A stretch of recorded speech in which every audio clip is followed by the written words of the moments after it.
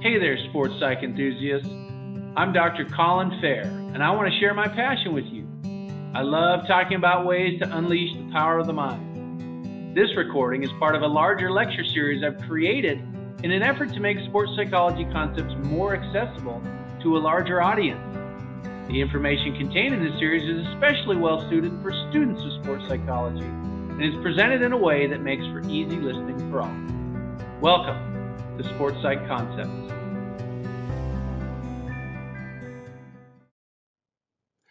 All right, everybody, here we are in the Sports Psych Concepts lecture series. I am Dr. Colin Fehr.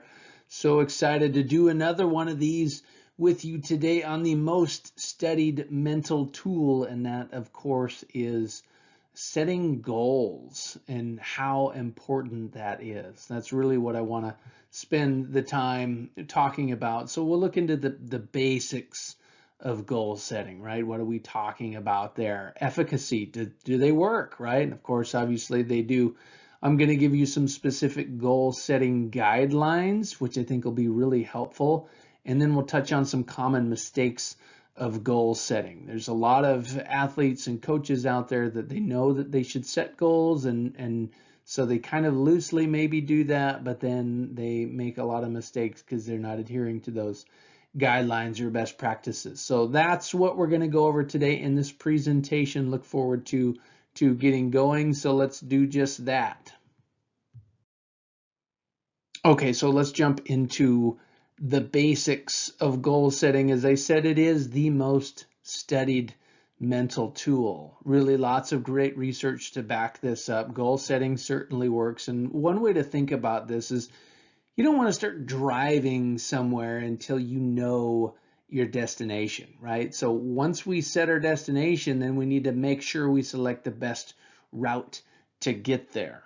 And that's really the essence of goal setting, is we're not going to jump in the car and start going until we know where we're going, and then we want to make sure that we've got the best path. So our goals, when we set goals, it influences different psychological states. Okay, so such as anxiety or arousal or that activation thing or phenomenon that we experience, our motivation, that's a big one, right? Oh, I put a goal out there, now I feel motivated, right? Our confidence, depending on whether we're making progress toward our goal, right? Whether we feel like it's possible. And these are things that we would probably want to capitalize on, right? If goal setting can influence our motivation and improve our confidence, why wouldn't we want to do that? And so, like I said, there's a very strong positive effect on improving performance in sport when we set goals. Now, unfortunately, the reality of this is there's a lot of coaches and athletes that aren't really well versed or don't know how to set goals. So I knew a college coach once who had a conversation with this individual, and it struck me when I talked to him about goal setting. Like, hey, would you like me to help you do a goal setting session with your team before the season starts? What do you think about that? And he kind of stopped and looked at me. He's like, well, yeah, yeah, maybe. I know that setting goals is important, but I just don't, I don't really know how to do that. I've never known what to do, so I just haven't really done it.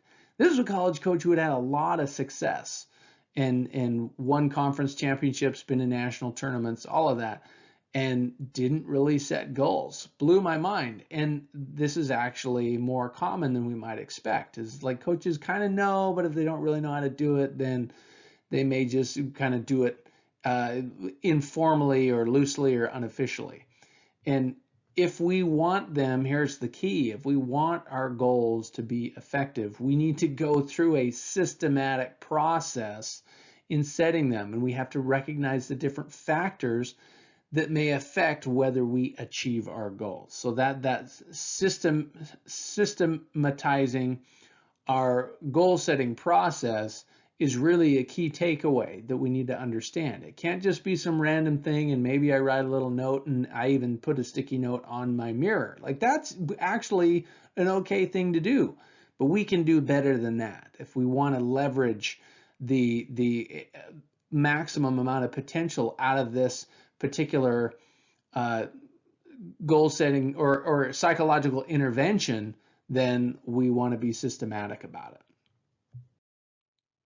So one way to think about this to make it more systematic and more I don't know, have a deeper understanding of it is to think about it as like a target, right? Your outcome is your target, and there's if you're at an archery range and you're shooting your arrows at the target, there's a physical distance between you and that target. Okay, so the target is the outcome, but you have to figure out how to cover the distance between you and the target, right? So you have these different objectives or these standards along the way that are going to help you meet the target, okay? Or these things that you need to do in your process of nocking the arrow and then drawing back on the bow, and then your aim, and then your breathing and your release, all of these different things that go into that are going to contribute to whether you actually hit the target. Okay, so one way that's a really good way to break this down, if you haven't heard a discussion on goal setting before, is there's three broad categories of goals. So outcome goals is what most everybody's familiar with. I want to win the game. I want to hit a bullseye, right? It's very outcome based, right? Simply on the results based is the term that I want to use there. Is just we're just focused on the result. We're not really interested on the things that are going to come along the way or they're going to lead to that. We just want the result, and that's kind of what we fixate on. So we can set those types of goals. The problem is we don't always have control over the outcome. In sport, if it's a competition, we're competing with other athletes, we can't control them. So we can set the goal of, well, we want to win the game. And of course, yeah, we want to win the game, but we can't necessarily control every factor about that. We can influence it somehow, but we can't control the other team, what they do. We can't control the officials, right? We can't control the environment. If it's an outdoor sport, there's all these things that we can't control that can influence the outcome ourselves. So we still want to set those outcome goals, but we also want to set performance and process goals. So performance goals would be more like, well, I want to set a personal best, or I want to hit a particular statistical mark in this competition that we have more control over. So I want to limit our turnovers to, in a basketball game, to fewer than 12 would be an example right there, right? So these different performance standards that we have more control over, that we're targeting, that will lead to the outcome or contribute to the outcome that we want, but they're independent measures of success themselves. And then we have the process goals, which really, this is like the bread and butter. The process is what leads to the performance. It's what leads to the outcomes. And process goals oftentimes get I don't know, they get left behind, or they're ignored, or they're just unintentionally not considered. And the process goals are really, really powerful. So when we set goals, we want to set all three types of goals here. The outcome's okay, but if that's the only thing, then that's in many ways we can set ourselves up for failure and disappointment because we just set a goal that was out of our control. So there's some different nuanced ways that you actually can build all three of these into one nice juicy goal, where you talk about the process that's going to lead to, for example, like, I'm going to make sure that I bring an intensity level on every possession of at least 8 out of 10 to increase our chances of winning, right? Or increase our chances of keeping their field goal percentage below a certain percentage that will help the team win, right? So you can build those things like in the goal setting is emphasize the process is going to lead to the performance, is going to lead to the outcome, and you kind of wrap that into one. So you can see this is a little bit more systematic and slightly more involved than how we would normally do it. It's not just the simple outcome goal, and then what does that really even mean? So important to understand these distinctions and these different types of goals. So with that, those are some of the basics. Now that we have an understanding of that, I do want to spend a little bit of time discussing why goal setting works. So this is kind of some of the efficacy, right? And there's different theories out there. I'm just going to touch on a couple of them. So there's mechanistic theory and there's cognitive theory. So the mechanistic theory idea is that when we set a goal, it helps us focus on the most important elements of what it is that we're trying to achieve. So that can, when we have that focus, it mobilizes effort and increases persistence, right? So the mechanics of it, we have this goal and then it improves. The mechanics of the process that's going to lead to the achievement of that goal. Okay, so it's important when we look at this, there's factors like self-efficacy, feedback, the complexity of the task. Those all need to be considered as part of that process. Okay, so there's the mechanistic theory and then there's a cognitive theory where this is the type of goal matters here as well, right? So if there's just an emphasis on an outcome goal, then a lot of times athletes experience an increase in anxiety.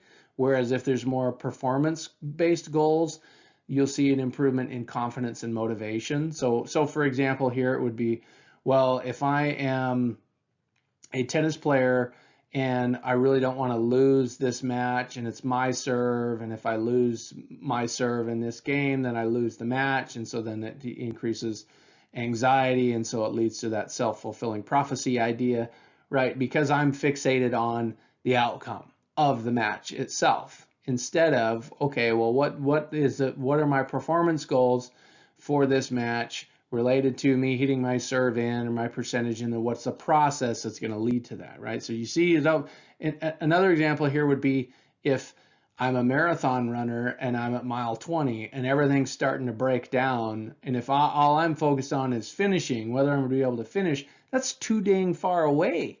Like I got a 10K left to go in this race and I don't even know if I can make it one more step. And so that then becomes the goal, one more step, right? The process that's going to lead to the outcome. I want to finish, I want to get there. What's the thing that's going to get me there? Breathing, raising those knees up, pushing off, right? Using my arms, staying loose, staying relaxed. The process, that's what's going to get me there. Okay, so emphasizing those pieces is important. So the cognitive theory, if we have too much emphasis on outcome goals, we can have more anxiety. Goal orientation here is important too, whether it's we have this sort of mastery or performance orientation or more of an ego orientation. So mastery or performance, we tend to view success as it's by our self-improvement, right? And we usually have a higher perceived competence in that orientation that we have because that's what we're emphasizing is our individual level of improvement. Then we can have more of a success or outcome orientation, and that's really defined by that social comparison, the ego get involved, right, and winning. But you still can have a high amount of success if there's a high perceived level of competence in that, right? I can have that social comparison be my emphasis. I want to beat this person. I don't want to lose to this person. And we still can have success if we have high perceived competence. But we have a failure orientation if success is defined by how we finish compared to others, but we don't really feel like we're good enough to actually compete there. Okay, so all of these different things are important, and obviously athletes who have more of a master performance orientation, then goal setting is going to work better because they focus more on things that are within their control. So like I said, if you have a lot of athletes and all they do is fixate on an outcome and that's their focus because they're not really as focused on mastery or performance, then goal setting may not be as useful because it's just going to be defeating. Well, why would I set goals? Or why would I think about that? All it does is give me anxiety, and then I go out there and I fail, and so then it doesn't help my confidence, and so it can be challenging. With why you can see this creating a mastery climate and to cultivate proper goal orientations and how we think about what it is we're trying to achieve is really important from the cognitive theoretical perspective. So now I want to go over a lengthy list of guidelines for goal setting of just some key items that are important to mention, because if we really want to leverage the power of setting goals, we need to include all of these things that I'm going to touch on. So the first one is that it's obvious, right? So your goals they should be very specific. They can't be vague in general and really open-ended. We need to narrow it down and have it be super specific. And it needs to be measurable. We have to be able to quantify it somehow. So it can't be, well, I want to improve my focus. All right, well, that's not really specific at all. And how are we going to measure that? So this is also one of the more common mistakes in setting goals is it's not quite specific enough and measurable for it to be impactful. So we really want that to be in place where it's very, very specific. I want to run a particular time by the last meet of the season, for example. It's very specific, very measurable, performance-based goal right there. And we want it to be moderately difficult yet realistic. So there needs to be some level of difficulty. So sometimes you hear that term, there's big, hairy, audacious goals, or the BHAGs, or the wildly important goals, or the WIGs, right? WIGS. You have these different things out there. Like, yeah, you want your goals to be challenging, but you don't want them to be so far away that it's like you're not even close right now. So another example, there's so many great examples in the world of track and field because everything's so measurable, right? It's an individual performance. But so I once worked with a cross country runner who they came in with their goals before the season and showed me their goals, and I said, okay, so you want to run this time. What's your personal best time so far? And it was like a minute and a half improvement or something over what their personal best was what they set their goal. And I'm like, well, you're like, when you get to this level, you're not making improvements like that. So do you really think that that's realistic? Like, how about you run 1 second faster than you've ever run in the history of your life before? How about that as a goal? Like, you've never done that before, just 1 second. You're asking for 90 seconds. And then it doesn't mean that you can't set those big, hairy, audacious goals. Like, have that out there for you. But if we set it so far out there for us that it's so incredibly challenging, then we won't recognize those smaller victories along the way. It's like, well, yeah, okay, you set that goal and say you improved 87 seconds on the season. Like, well, is that a failure? You said you wanted it 90 seconds. You did 87 seconds. Would you still give yourself credit for that? I mean, maybe they would in that instance, but if they were anything less than that, then it may not be considered a success. So you see how that can work. Moderately difficult, yet realistic goals. We also need to have short-term and long-term goals. So you scaffold your goals. So you have the long-term goal that you pushed out there. That's the big one, end of the season. And then you have these short-term goals along the way that ideally are going to lead to that. So back to the cross-country athlete example, like, okay, go ahead, keep that goal out there, 90 seconds. Maybe you want to set that by the end of your career. Maybe that's not necessarily this season. By the end of your career, you want to run 90 seconds faster than you are right now. All right. So what are some short-term goals along the way? By the end of this season, I want to run this. By the end of the next season, I want to run this. Or, okay, by the first meet, I want to run this. The second meet, I want to run this. However, right, we need to have different time points for the goals along the way. Very important. We also need to include process, performance, and outcome goals. Like I already touched on this. You're like, oh man, how are you supposed to include all of this stuff, right? And it can be. It's like, oh man, this is systematic for sure. And we don't want to overcomplicate it, but you can see how involved this can be if we really want to set good, juicy, powerful goals. And that's the beauty of this, though, by the way, is you don't have to go and say, well, I end up having this 20 different goals that I set for the season. Okay, so you go ahead and you set your 20 different goals, and then you're going to take maybe your top 3 or 5, prioritize all those different goals, and prioritize, say, okay, these are the ones that I'm working on. These are the main ones. These are like the critical goals that I want to achieve. And if you check those off the box, okay, pull in one of those other goals that you had set. This one's important here. Don't forget to set practice goals. This one is oft forgotten. Everything's based on competition, and so we just go into practice and it's kind of, well, whatever, what it is that I want to accomplish, and there's nothing formal in the athlete's mind that they're trying to accomplish. They come in and they just, well, the coach has a plan for me. I don't really know what I'm thinking. And so they're not, then they go through the motions in these practices and they don't get as much out of it as they could. So we need to set practice goals as well as competition goals. And we need to focus on what are called approach goals rather than avoidance goals. Okay, so an avoidance goal would be, well, I don't want to get hurt. Okay, that's I'm stating it in the negative of what I don't want. Okay, I'm trying to avoid the situation. I don't want to be any lower than number 7 on the team or number 5 on the team, whatever. So approach goals, it states it in the positive. What is it that we want? Okay, emphasizing what we want rather than what we don't want, and what we want to move in that direction we want to approach rather than avoid a particular situation. We also need to set timelines. This is really powerful. It goes right along with that specific and measurable thing.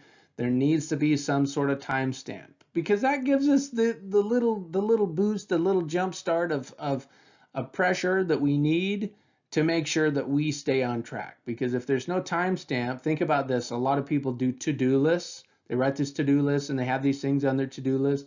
But if there's no time attached to it, then it's just like it's perennially on the to-do list. It never makes it off. You never check it off the list because, well, you never put a deadline on there. Give yourself deadlines. It's a way to hold yourself accountable. And I can't emphasize this one enough. We need to write down our goals. Handwrite them is the best, right? Make that brain hand connection, get those neurons firing. Cement that into your memory, but write down our goals. It helps us commit to them. Tell them to someone else, right? Put them in a visible location. You hear all those different things that we need to do for setting goals, but it formalizes them, it like crystallizes them when we write them down. And another powerful tool is to enlist support for our goals. So find people who can support you in your journey. You see this in weight loss is one of those examples out there where people are always looking and trying. They're okay. I have this goal that I'm going to do, and I want you to be someone that kind of holds me accountable and supports me along the way. Right? They enlist support from others. So we want to enlist support from others in our sporting goals as well. Get people who can back you up and give you a high five and recognize your successes along the way. And importantly, we need to set up some sort of system to monitor, modify, and evaluate our goals. So this is a big one where coaches fall short. A lot of coaches, beginning of the season, they'll get everybody together, they'll set goals, they may even go post them on the locker room bulletin board, and then that's the last you hear about them the entire season. I talked to a lot of athletes where this is the case. Oh yeah, well, we did goal setting and then I don't really know what happened to that.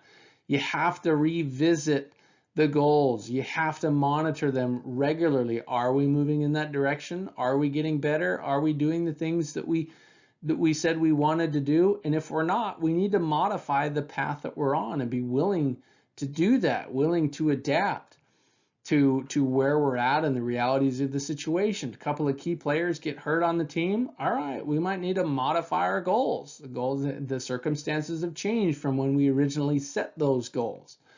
So very, very, very important, something that is incredibly needed in the actual follow through for goals to be effective, because many coaches will do a lot of the things up to this point, but they don't do that. And we need to acknowledge and reward achievements along the way. Okay, so figure out how you're going to recognize those successes, those small victories. Give yourself the pat on the back. If you're a coach, find ways to acknowledge your athletes for achieving those things. The different things that you do per game. There's lots of coaches that they have little awards, or hey, you get a t-shirt if you do this. They do different things like that to incentivize it.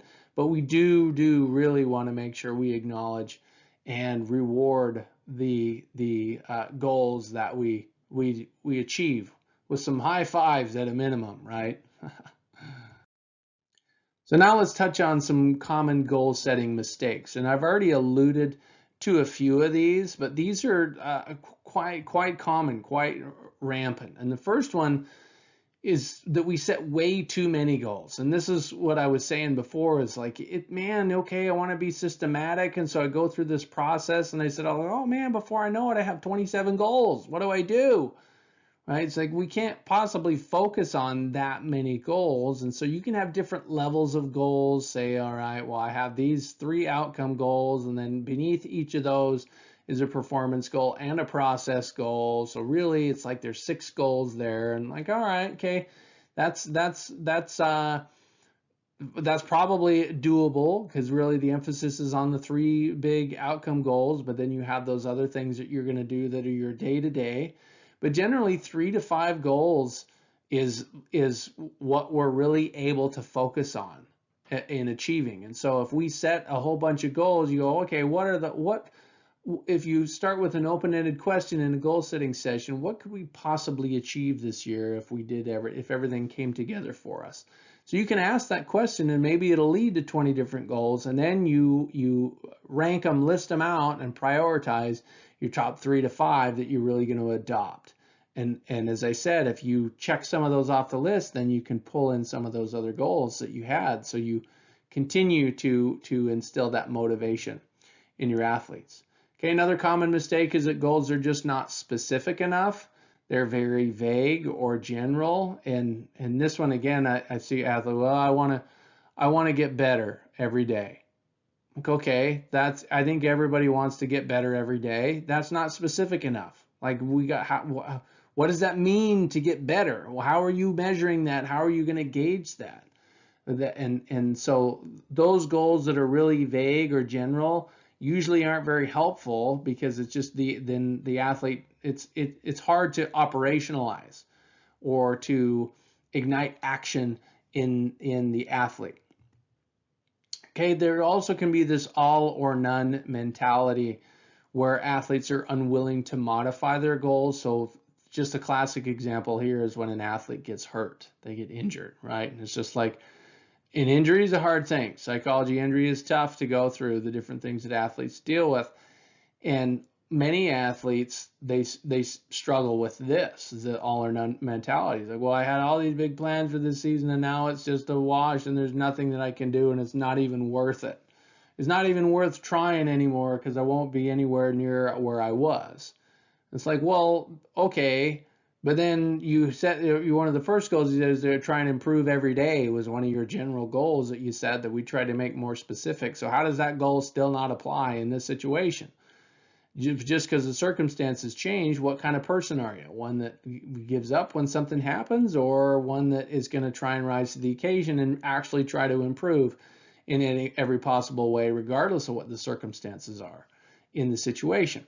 So this can be challenging to overcome, but it's like, well, whatever the circumstances are, I'm going to try and achieve this level of performance. Okay, so if I'm hurt, okay, well, now my level of performance is going to be lower, so I modify the goal and adjust that.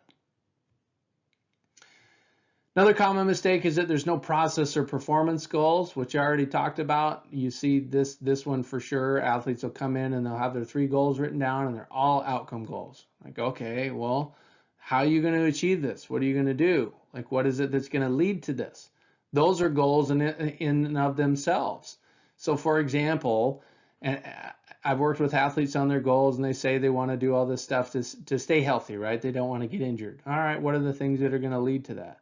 Oh, well, I should probably get more sleep. All right, what kind of sleep do you get? Oh, 5 to 6 hours. Okay, what do you think it's going to take to really keep you healthy? Well, probably at least 7 to 8, right? I'm pushing most athletes. 9 or 10 if you're really training at the highest possible level. You need a lot of sleep. That's a process goal. I'm going to make sure that I get 9 to 10 hours of sleep by going to bed at this time every night throughout the course of the season, because that will help me, it may help me prevent injuries, right? So you can see how you can build that in there as a process thing that's going to lead to the outcome, but that oftentimes gets left out. Now, Another mistake that athletes make that I think is really, really a widespread mistake is they don't realize the time commitment that it actually takes to achieve the goals. We see this every year with New Year's resolutions about exercise and fitness. I actually have had people ask me about how could you train me to get fit, to get in shape, to get shredded, to get ripped, whatever the goal is, what is that going to take? And I usually chuckle and respond by saying, well, more than you're willing to do. Like, it's more than you want to do. And that's really reflective of this. There's not an understanding of the time commitment. A lot of people like the idea of being really good at something or achieving a particular goal, but then when reality sets in and slaps them in the face and they see how much time they're actually going to have to invest to achieve that, like, oh, well, maybe I don't really want it that much, or I don't really have the time to do that. And so then this like the goal becomes a failure. Why did I set that goal? When it's like, well, you just didn't understand the time commitment up front that it was going to take to achieve that. And so some good guidance along the way can help. Another mistake is that goals are not individualized. So we see this many times with teams where the coach sets the goals for the athlete. Like, hey, you come in, here's the team goals, the coach sets those goals, and then here's my goals for you as the coach. And it's like the athlete didn't get much input on that. And it can be okay to, like, the coach and athlete should work together to help the athlete set the goals the best possible way there. But goals shouldn't just be handed to someone. Like, they need to be involved in that process. For one, you're not going to get as much buy-in. They're not going to be committed if they don't have any sort of investment or involvement. So very, very important that goals are individualized, and that's a common mistake, is that they are not. And then lastly, there's no social or emotional support system for the goals. Like, there's nobody there to talk about, to recognize the little successes along the way. So we have to find a way to build that in.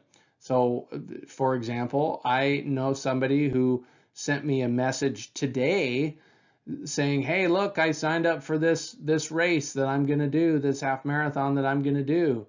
And that was it was a goal, right? The person set the goal, and then what did they do? They sent a message to me to enlist social and emotional support along the way, because they knew that I would support them in that goal, right? So a lot of us actually do that, but that if we don't do that, that can be a mistake that can get in our way. So with that, let's move on to a review of everything we've talked about. So just to rehash, we talked about the basics of goal setting, why it works, right? The efficacy there. You have the mechanistic and cognitive theories, some different ideas there. Really, really powerful. Like I said, most studied mental tool. It's something that we should have in our back pocket, but it needs to be systematic and a formal process to operationalize it and make it be the most effective. And so went over a lot of different guidelines and some common mistakes that we want to understand to make sure we're getting the most out of our goals. Like I said, that's the overarching idea. It's like everybody kind of knows that we should set goals, and maybe we set informal goals and we have our to-do lists and different things the way that we do that we just have it in our mind. But we want it to be more formal. We want to have it written down. We want to enlist social and emotional support, do all of those different things to really get the most out of the intervention. Okay, and so that's the overarching key takeaway for you as you listen to this. If we want to get the most out of it, then that's what we need to do. So thanks for listening up to this point. Hopefully you learned some stuff. Hopefully you go out there and set some killer goals moving forward. And I look forward to talking to you the next time. Thank you for listening to this recording in the Sports Psych Lecture Series. I hope you learned something. More importantly, I hope you learned something that you can apply in your life. Feel free to share this presentation with others who might be interested. And if you're interested in more content like this, visit the Fehr Advantage channel on YouTube, or find the Fehr Advantage podcast on Spotify, or visit my website at fehradvantage.com.